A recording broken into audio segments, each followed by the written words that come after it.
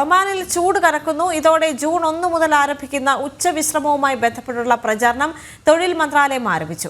ക്യാമ്പയിനിൽ വേനൽക്കാലത്തെ ഉയർന്ന താപനിലയുണ്ടാകുന്ന ആരോഗ്യ പ്രശ്നങ്ങളെ സംബന്ധിച്ച് തൊഴിലുടമകളുടെയും തൊഴിലാളികളുടെയും ബോധവൽക്കരണം നടക്കും.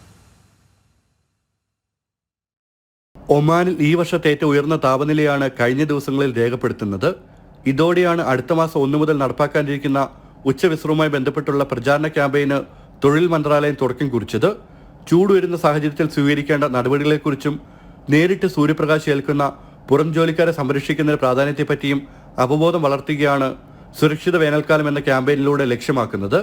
ജൂൺ 1 മുതൽ സെപ്റ്റംബർ 1 വരെ പുറത്ത് ജോലിയിൽ ഏർപ്പെട്ടിരിക്കുന്ന തൊഴിലാളികൾക്ക് ഉച്ചയ്ക്ക് 12:30 മുതൽ 3:30 വരെയുള്ള സമയങ്ങളിൽ വിശ്രമം നൽകാൻ കമ്പനിയും തൊഴിൽ സ്ഥാപനങ്ങളും ബാധ്യസ്ഥരാണ്. തൊഴിലാളികളുടെ ആരോഗ്യ, തൊഴിൽ സുരക്ഷയും മറ്റും പരിഗണിച്ചാണ് അധികൃതർ മധ്യാഹ്ന അവധി നൽകുന്നത്.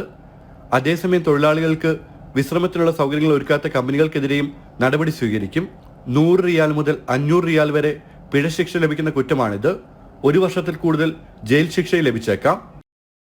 ജനം, മസ്കറ്റ്.